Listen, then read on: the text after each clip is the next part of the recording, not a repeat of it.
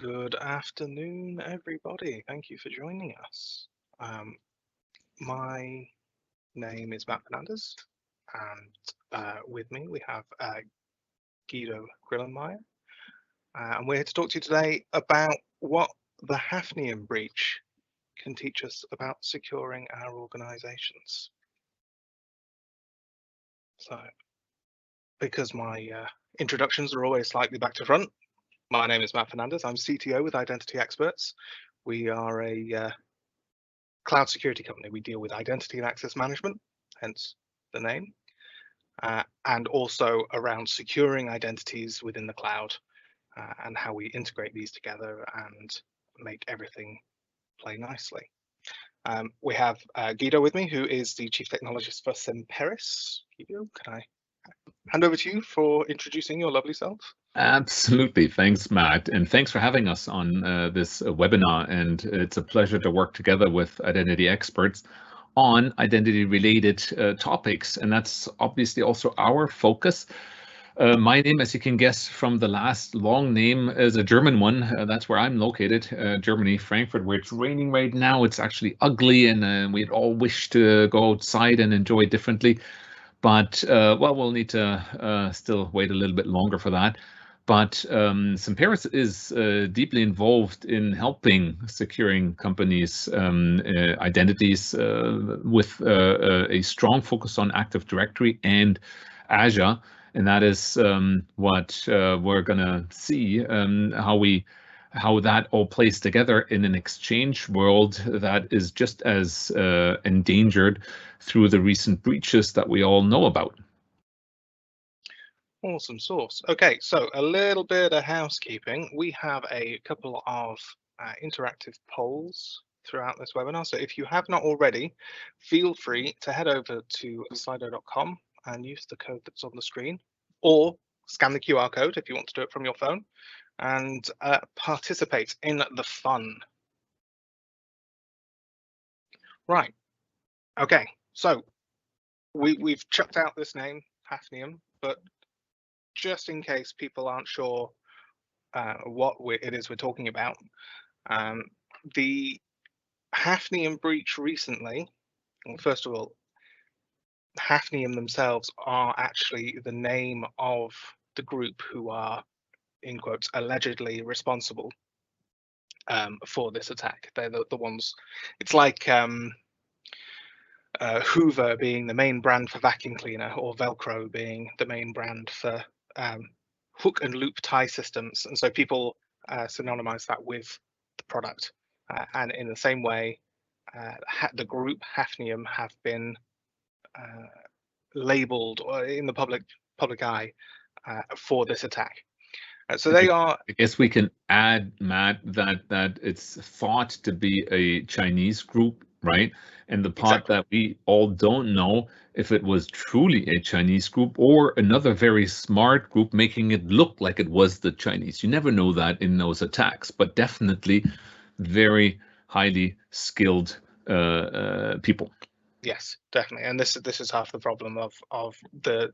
It's very difficult to say for certain, and you have to always say, you know, allegedly or supposedly or without confirmation, because the last thing also you want to do is paint a target on your back. So Hafnium, they were a group. There were in fact around 9 other groups that were suspected to be involved, but these guys were kind of the public-facing players. And what they discovered were some zero-day exploits within Microsoft Exchange servers. I think there were 4 of them, which ultimately gave them the ability to sweep across the world, find all of these servers, and then actually gain access to the boxes themselves. And then without actually breaching any accounts or things, they were then able to access the boxes, and then from there use lateral movement to actually harvest everything they need to cause some serious damage on those networks. And I think the key thing that we should take or understand here is that this wasn't individuals that tried to find an IP address out on the big wide web. to see if it runs an Exchange service like OWA, Outlook Web Access, which was the one that was basically being attacked. It's basically something that was done fully automatically, which is why they have been able to attack a lot of customers. We're talking about easily more than 20,000 that were breached through this attack.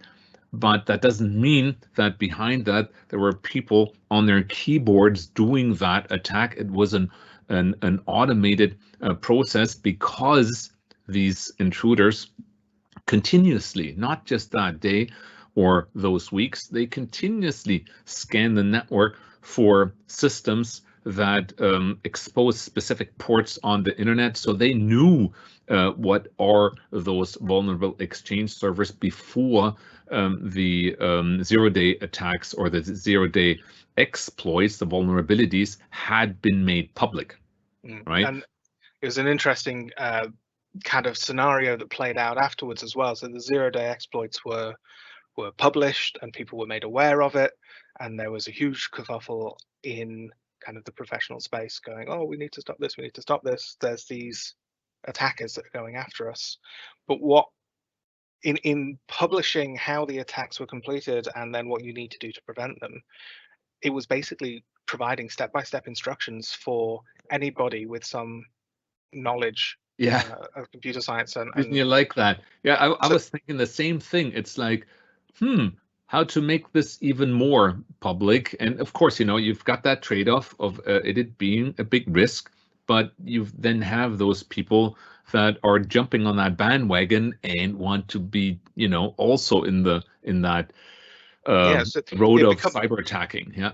It becomes a point of not necessarily being malicious. It could just be a student who's bored, who wants to have a crack at the university network, and before you know it, they've got complete access to everything. And well, it becomes an issue of from nation state to everybody is the potential to cause damage to whatever network they want if they can find one of these vulnerabilities.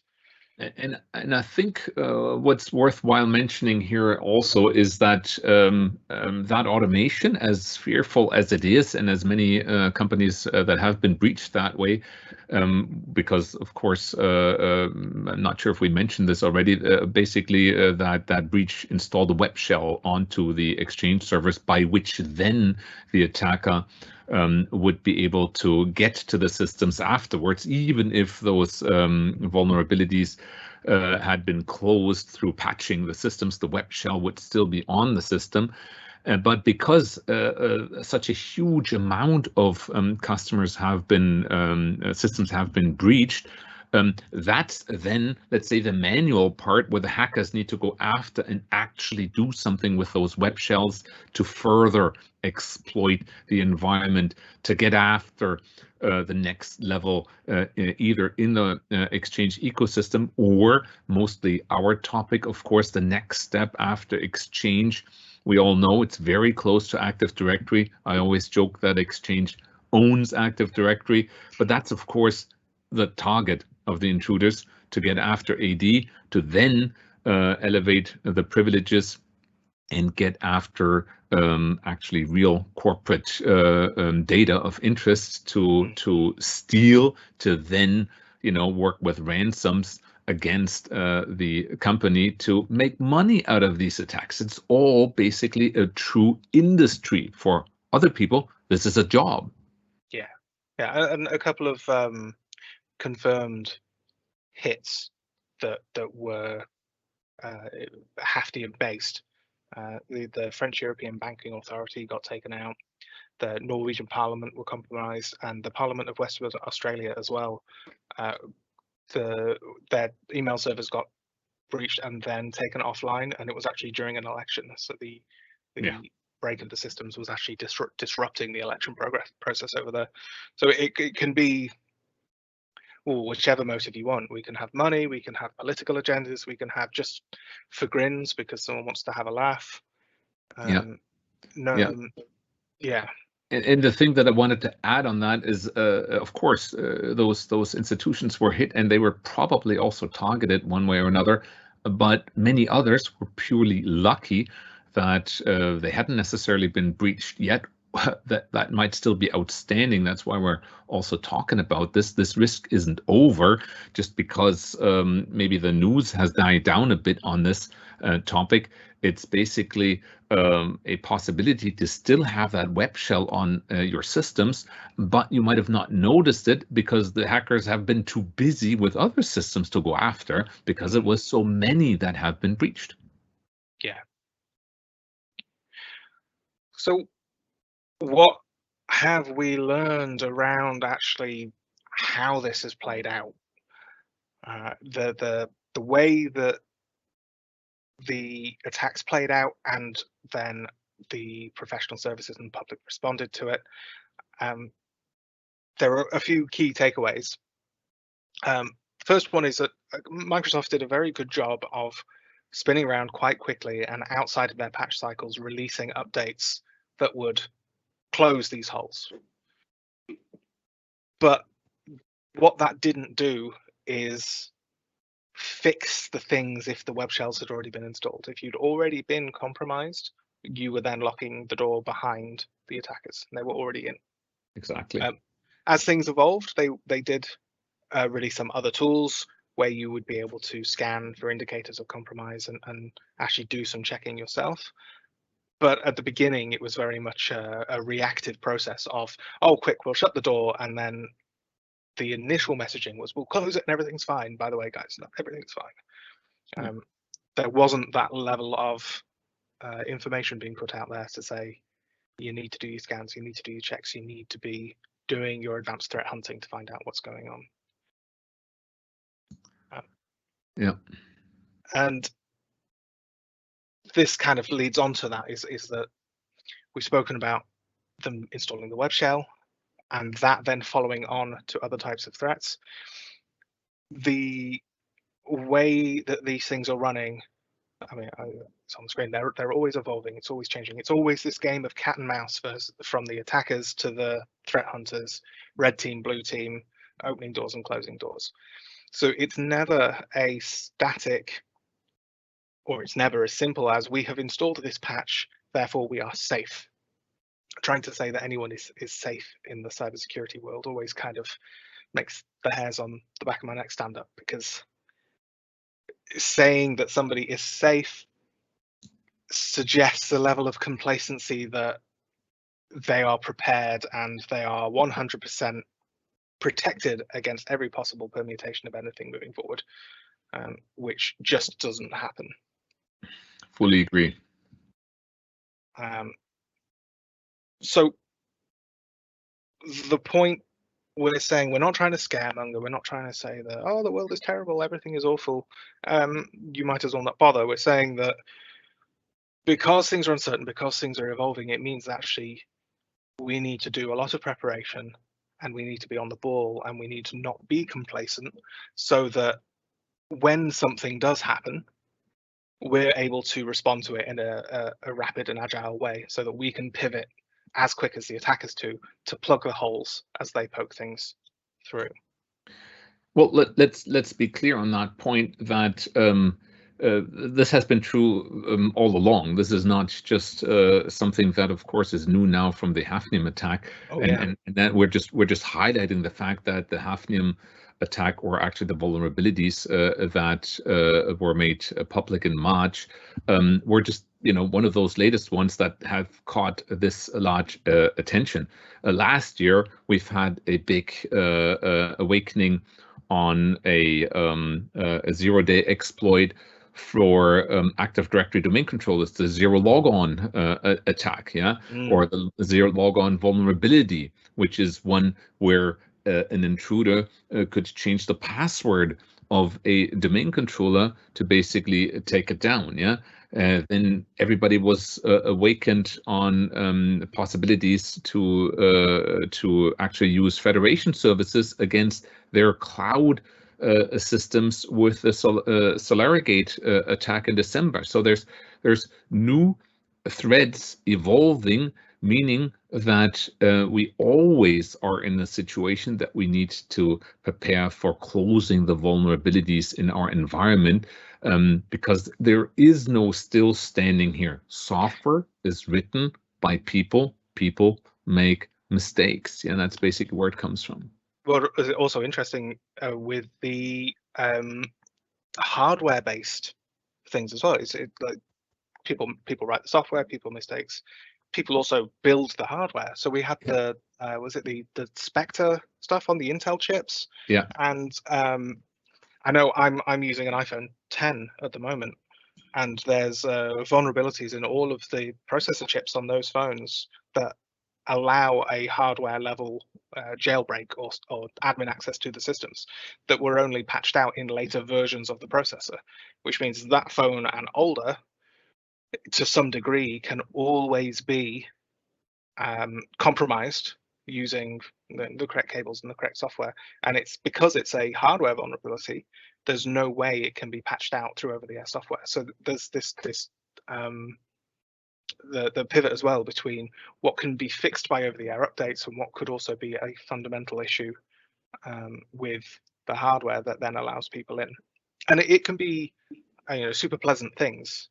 The original Nintendo Switch, for example, they accidentally left a couple of the pins bridged that allowed an admin mode.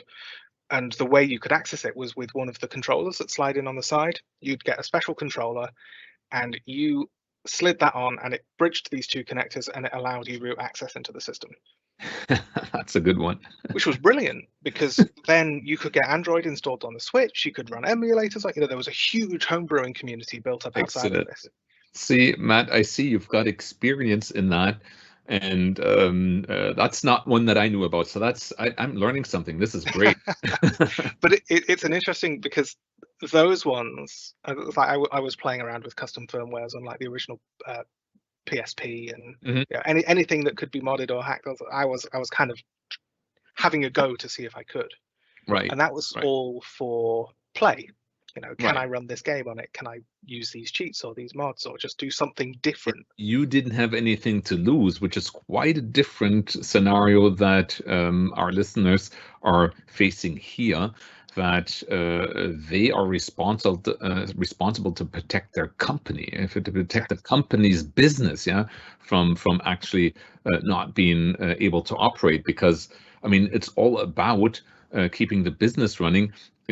We all prepare a whole lot of resilience into our systems, be it a data center going down, that you then of course have your data replicated to a second data center or into the cloud, different ways to protect yourself. But if your identities are no longer accessible because your identity management system has been taken down, that basically means your business cannot operate.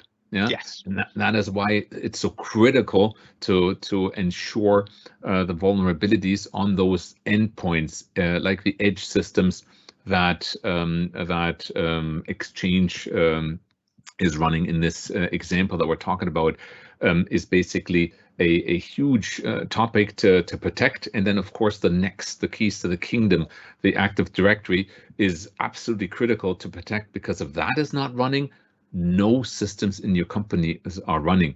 And like this fourth line says nicely here, you actually do not want to be in that headline that is saying company X has been taken down due to a ransomware attack. The recent pipeline attack situation in the US, there was true fear of petrol shortage. Yeah, this is like a real thing. Yeah.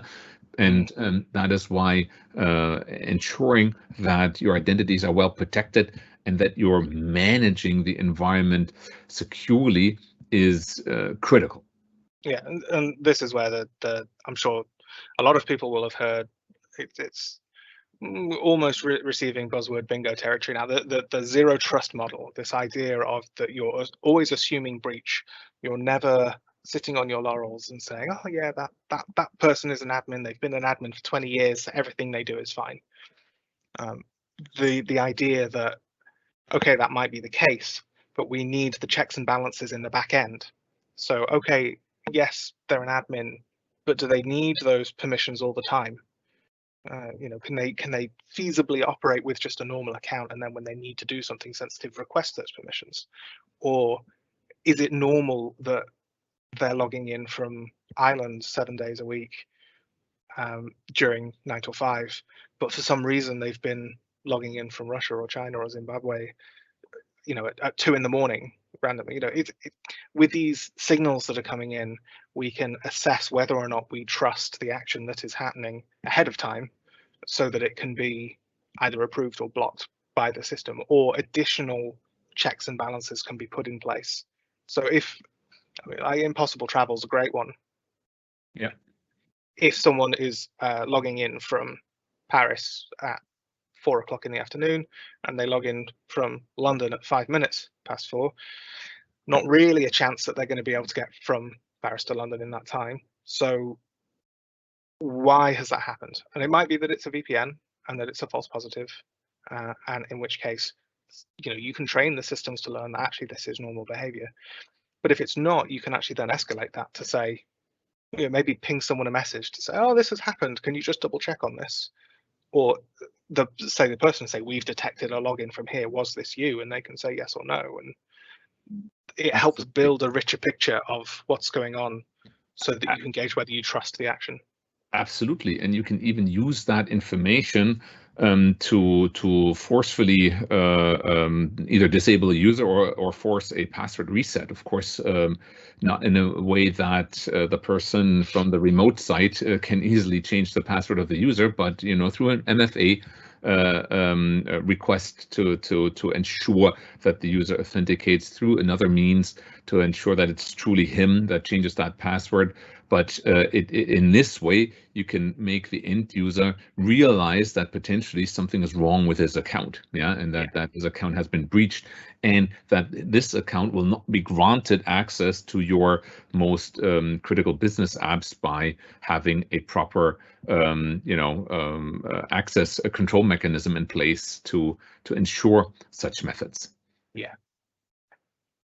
Okay, so this was possibly a little bit of a summary slide, so we've maybe dived in a little bit deeper than we would. So we've got some other slides to talk about some other things. So to dive in, kind of we've locked the door. We've mentioned, are you locking the door behind? How do you know? How do you know what to look for? And with that, it took a little bit of time, but Microsoft have actually released this mitigation tool that you can run on your servers, and it will check for indicators of compromise. It will look for the web shells. It will look for files stored in locations that match specific malware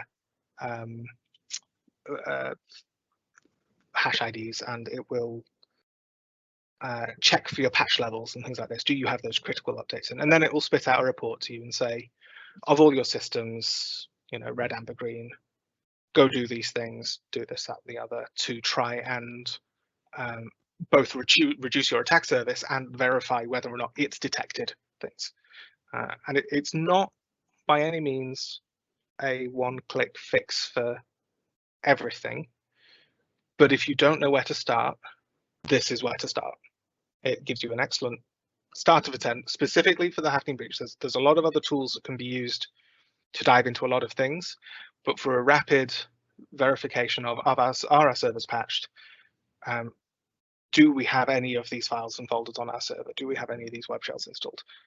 This is a good tool to check for those specifics, and then from that, the picture and the knowledge that you gain from that, you can build a wider tool set or integrate other tools to maintain and keep on top of things. And I think it's important to realize that, of course, antivirus tool vendors are catching up on the logic of the different threats as well. But it's been taking quite some time. I'm not sure if these particular threats, the specific APSX file that makes out the web shell, is found through your AV vendors. So that's why double checking never hurts. You might have an update of your other security tools that check this, but you don't know for sure. And this way, double checking with the Exchange check tool from Microsoft, it's clearly a recommendation to do if you haven't already done so. Basically, I would consider any company that hasn't done these checks yet on the lucky side of things, yeah, because either that web shell is still running in their environment and they haven't been breached, or they might find other things, yeah, threads that have already been utilized, like we state here, have other activities already been invoked in the environment for lateral movement, etc. Yeah. So, and how do you even detect that? Yeah. Well, this is the other question, isn't it? Is do you have those checks in place that will find the lateral movement? Do you have something like advanced? Oh, it's not. It's Defender for identities now, isn't it? Yeah. Where it will, track within Azure or with on-prem who is moving where, who's got golden tickets, who's got access where they shouldn't, or where these activities have happened. All these things, be it post breach or as it's happening, are useful tools to have to then alert security operations centers or admins to nefarious schemes that might be playing out before their eyes. Absolutely. So let's chuck out a quick poll for everybody who's on here. The question being, do you know if your Exchange servers are patched for this? And I think it's important to point out for everybody that is using the Slido website, you might need to switch to the polls section in it so that you can actually answer the questions. Oh, yes, and if it was blank before, it shows up when the slide shows up. So when we click away again, it will disappear. So answer now or forever hold your peace. Exactly. It looks like we have. You patched all your systems? Well, actually, this is an interesting thing. So we function entirely on Exchange Online using Office 365, which is not affected. We have no on-prem footprint at all. It opens up the way for other things, but it means that from specifically the Hafnium attack, those systems were not affected.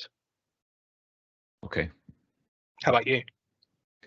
Same situation. We're fully online, so we haven't been a vulnerability in this breach, and that's actually a luck that a lot of customers might share. But it is those customers that still have maybe either a hybrid environment or fully rely on the on-prem that are still vulnerable to this type of a breach. Yeah. Yeah.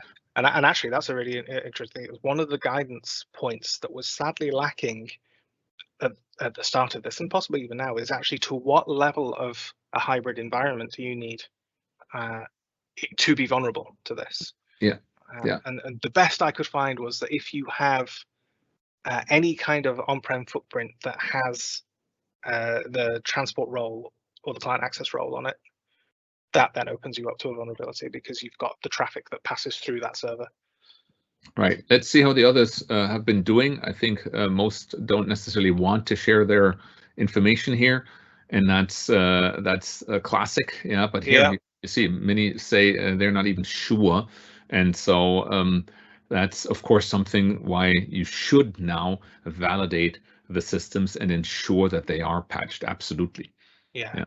Definitely this would be cause to go and run that tool. It doesn't take long, it doesn't require much, and it will just give you information that you can use to take forward and plan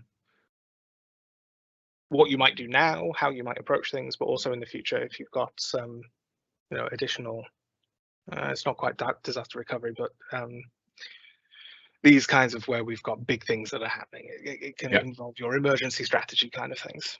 Exactly. So on the evolution of things, we've touched a couple of times on why people are doing this, and the response. Well, it tends to be money, right? That people are looking for the most amount of money with the least amount of effort. So if this is crazy profitable, then why would they go work at Starbucks? Yeah.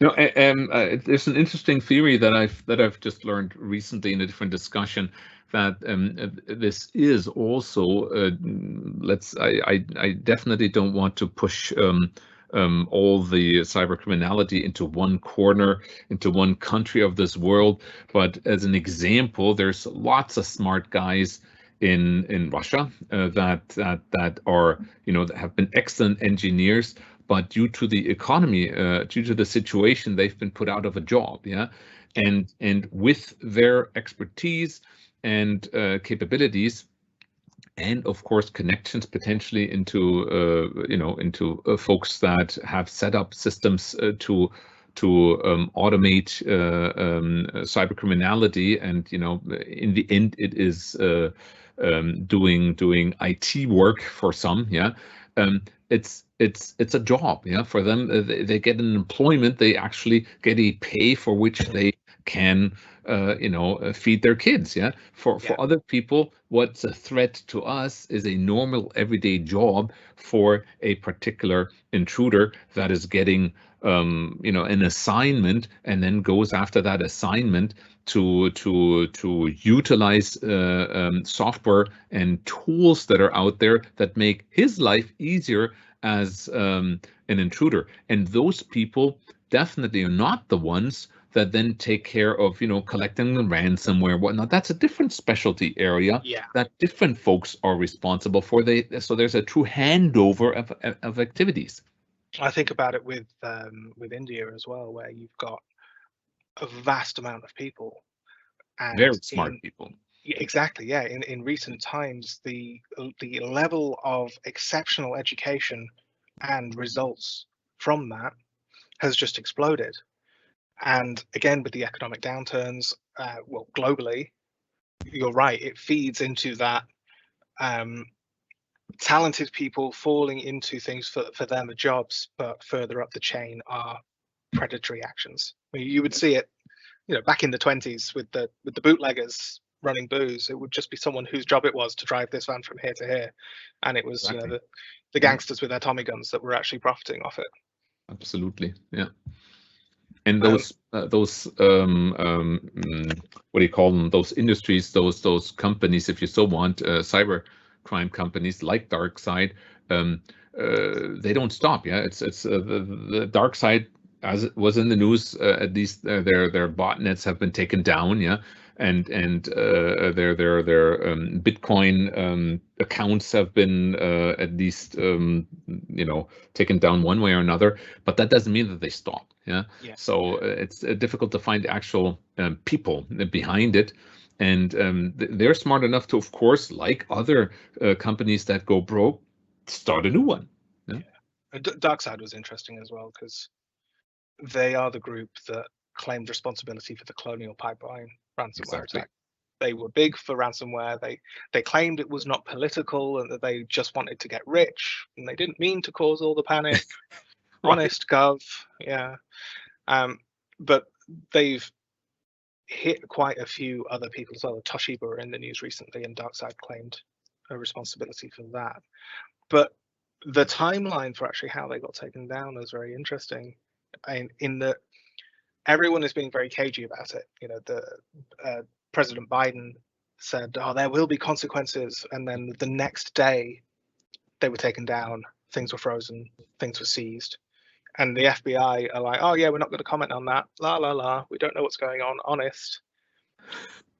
So there's this, I don't know, this imbalance between, if they knew that much, could they have done something earlier? Did they know that much? Was it even them? Is it just a convenience?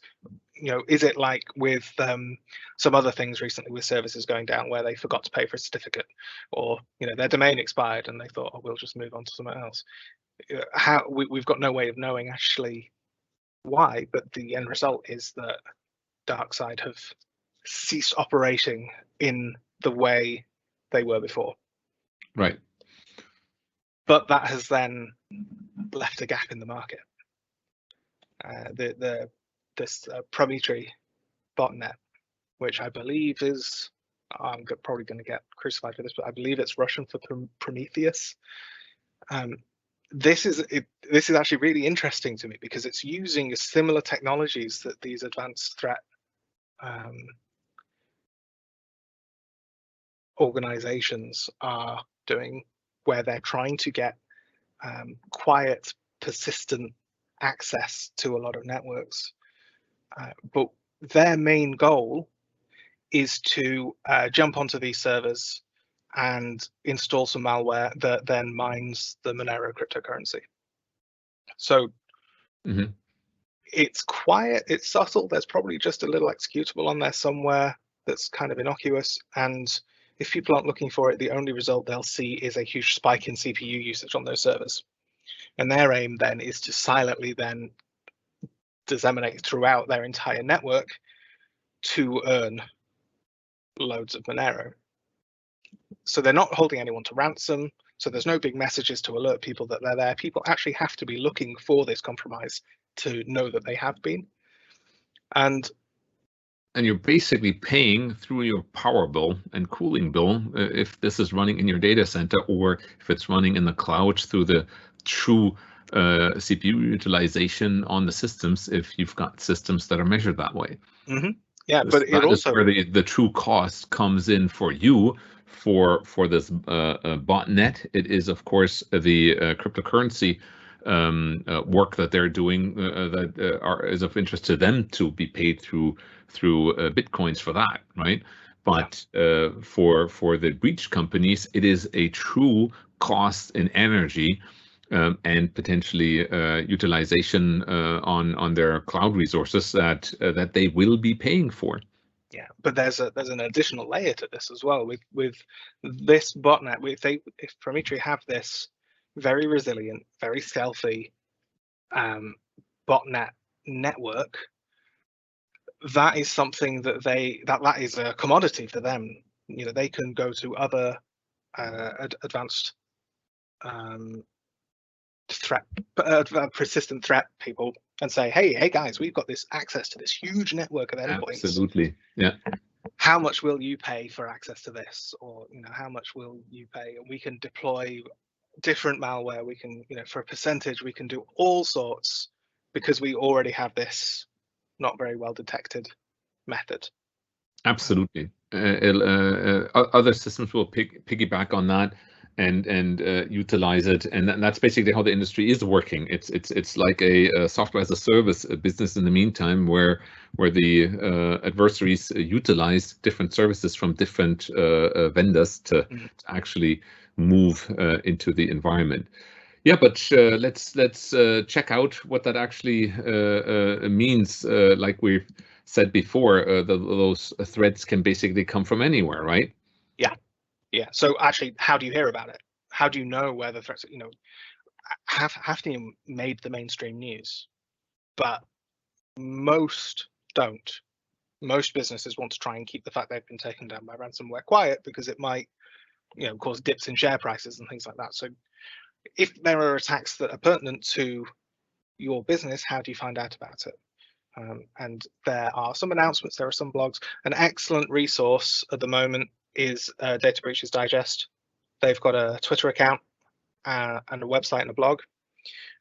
They are collating a lot of information about who's being hit, who's claiming responsibility, information on GDPR fines that are being issued and paid and things like that. It's an excellent resource for finding out very quickly when something has happened.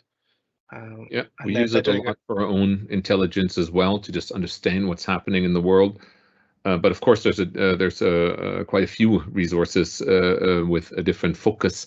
But this is also a good one. Yeah. So on the future, and I realised we're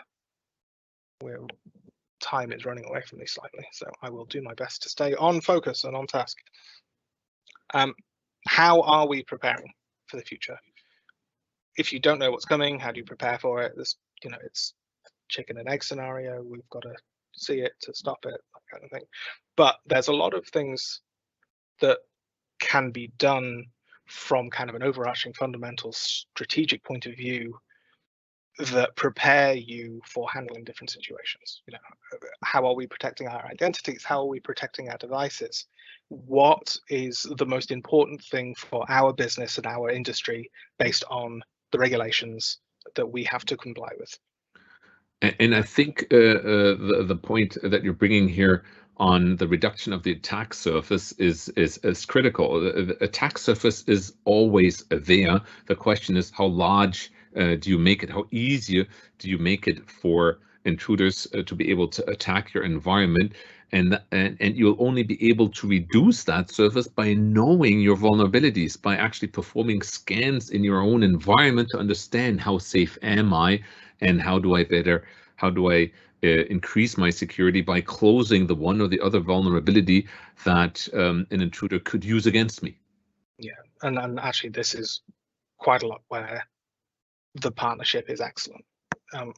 At Identity Experts, a lot of what we're focusing on right now is helping organizations understand actually what that journey looks like, what they've got, what they're not using, how they prepare, and what's important to them. You know, this idea of turning on, okay, we've got two things. We've got to turn on identity protection and we've got to enable MFA for all our users. Absolutely. Both of those basics, yeah. Basics, pretty critical. One of them is extremely high impact in the rolling out MFA for everybody. Your users have to do quite a lot of stuff. But turning on identity protection is less so. You know, it's a couple of tick boxes, we'll gather some data, fantastic. The end users don't necessarily really know that that's happened. And then you can use that data to enforce other strategies for conditional access and things like that. So those two things, although they're both critical, might have different areas in your business's roadmap, because one can be done right now with low impact, but the other one needs a little bit more planning and a little bit more running through the business processes and the ratification and making sure that we're not going to cause more problems than we're creating. And so having that journey for the business, having it out there and actually I say on paper because I'm kind of old school, so that you can see what's a quick win, what's critical for the business, and then you can balance, okay, well, maybe we'll put this on so that it's a medium term and this one's a long term, because we've got these short-term critical things that take a while and these quick wins that we can implement now to reduce our attack surface. And it's using this then to balance that productivity versus security, where we can reduce our attack surface as much as possible and make sure our stuff is safe while still allowing all of our users to actually get on and do their jobs. Because I remember the days of being prompted with 200 to 300 MFA prompts a day, and no one wants to go back to that. No, and you obviously also remember the day of walking by a user and seeing the desk cluttered with notepads and little notes stating passwords for different applications. That's not better either. Yeah. It's password change day. What's on my desk? Okay, my new password is stapler1. That's great. Not perfect. Exactly. Yeah. So another question for the audience then. We've spoken about the journey and the attacks and the threats and things. My question is whether or not you're performing advanced threat hunting within the organization. Do you have something like a SOC or a team that is dedicated to proactively searching out vulnerabilities in your network to see whether or not you're at risk? It's a good question, because I think we also need to differentiate. People often expect that this is expensive to do, yeah, and we need to differentiate between doing something in an ongoing manner that is truly something that you'd often pay for in a sense of an investment that you make to protect yourself, and that's often an investment that that is worthwhile. But then there are, of course, also situations where people can at any time test their environment for validating security in its basic forms without doing big investments. There's tools out there, we'll talk about that next, that are available for free to validate security in Active Directory. There's other tools for Exchange. There's tools for different pieces of the infrastructure. And a little bit of searching gets you quite far with actually helping you to protect yourself. And there you go. A lot of folks think this is simply too expensive to do. Yeah. Yeah, that's interesting. That's quite telling. Yeah, exactly. So let's move on to the next slide to give some examples of tools that are actually available to scan. In this case, it's for your Active Directory to scan it for vulnerabilities. And they're all free. Everything that you're seeing here on this slide, Bloodhound, of course, there's also a paid-for version of Bloodhound, but basically, after you've gone through the effort, it's a little bit more laborious to install Java and a new J4 database. This tool does an excellent job of creating a graph to showing you the shortest path of attacking your Active Directory to gain privileges. Yeah, we could talk a lot about that graph right now, but the point is, once you've understood how to read it, it's a very powerful tool that helps you understand that you're vulnerable because maybe, let's say, a help desk administrator who is easily attackable at the front line through some processes running on the endpoint. If that account is sharing access to a, let's say, more higher tier server that is also accessed by a domain admin, you see the cross pathing of the two, and then basically this allows, after an intruder has gained access to that help desk admin account, to actually be able to also reap the credentials of the domain admin on that other system that then the help desk would, continue his work on. Yeah. So the true power for these is in being able to display the relationships, excuse me, between Active Directory objects that it would be almost impossible for you to actually dig out and map out manually. Absolutely, that's exactly right, because of all the different permissions granted to the different systems, granted to the different groups and potentially individual accounts. And this is where Bloodhound shines, and it's really doing a great job. Less complicated, but still very useful, is Ping Castle. I use it a lot for evaluations of the security of AD. It's a command line driven tool, mostly does an evaluation per Active Directory domain. So if you've got multiple domains in your forest, it is something that you should run against each of the domains, because the security is obviously defined always at a forest level. Active Directory doesn't become secure because one of your domains is secure, but all of them need to be secure. Yeah, it's actually the least secure domain controller that defines the security of your complete Active Directory. Yeah, the old adage, you're only as strong as your weakest link. It applies here as well. That applies everywhere, and the days where people thought that the domain was the security boundary, that's years gone. Yeah, so it's always check the security of your complete forest. And that's also what we do in a tool that we've made available for free. And that's called Purple Knight.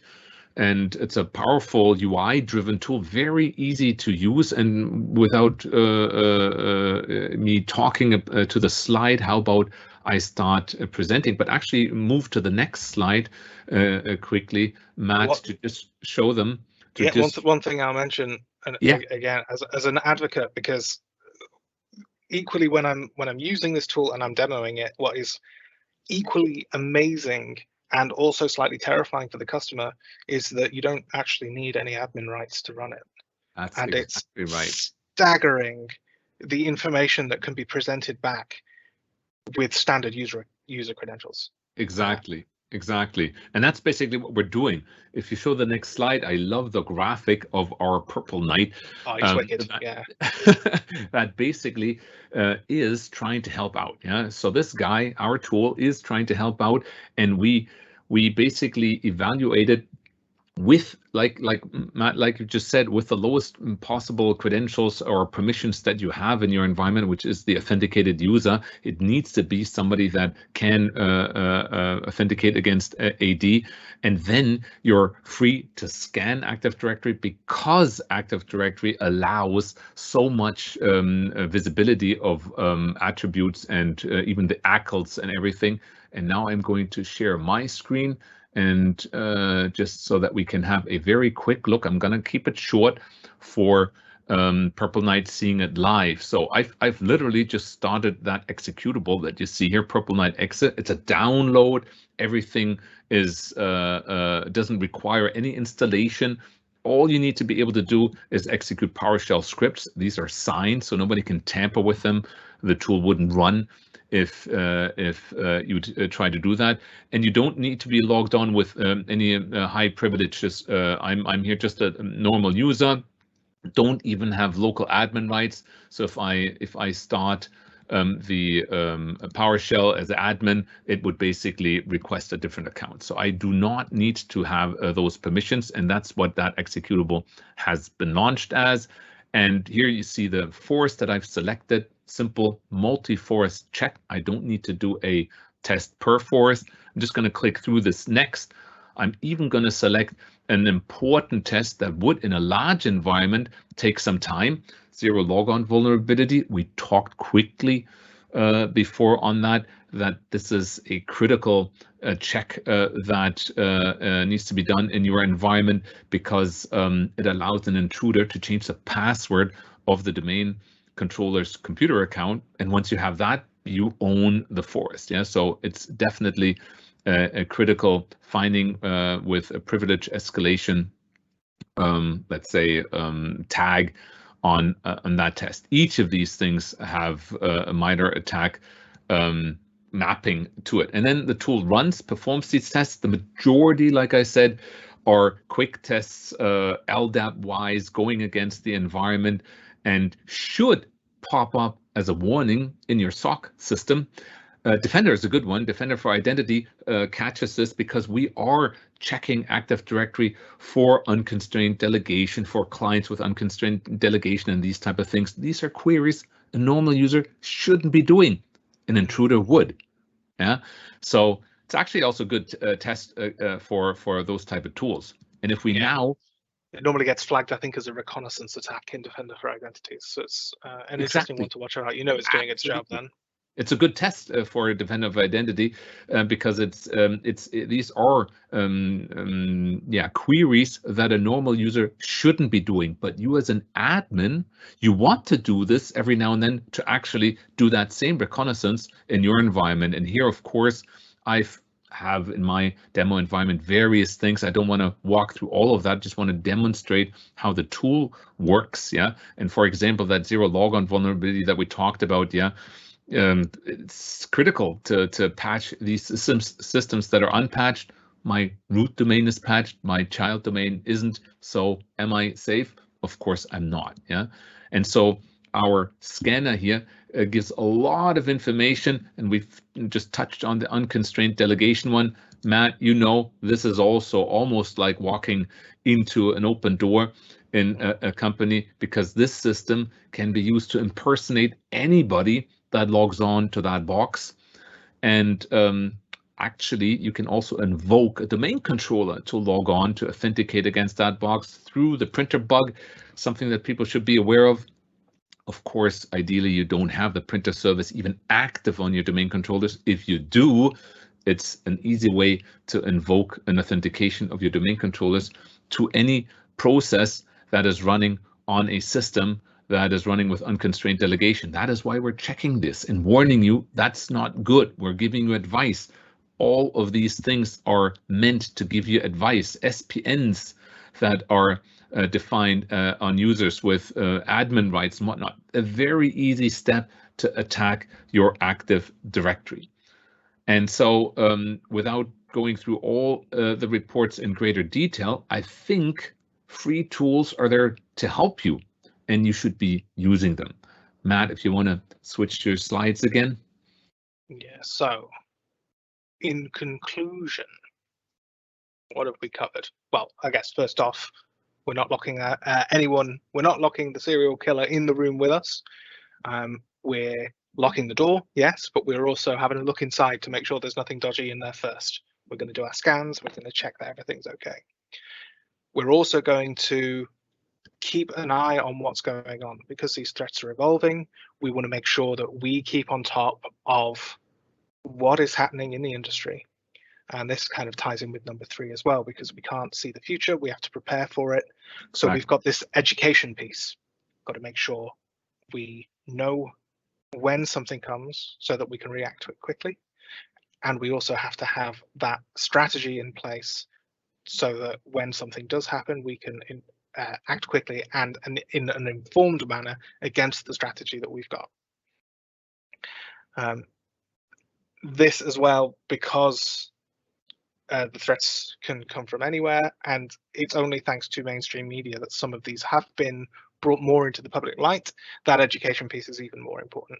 Where are you getting your information from? How are you keeping on top of these things? Do you have a team that are watching, blogs or people who publish this kind of stuff like DBD, so that even if it doesn't affect you, or even if you feel it doesn't affect you, research and knowledge can be done about the attacks so that those systems can be closed anyway. So even if someone decides just to pop a chance and see if they can get in, you're prepared for that.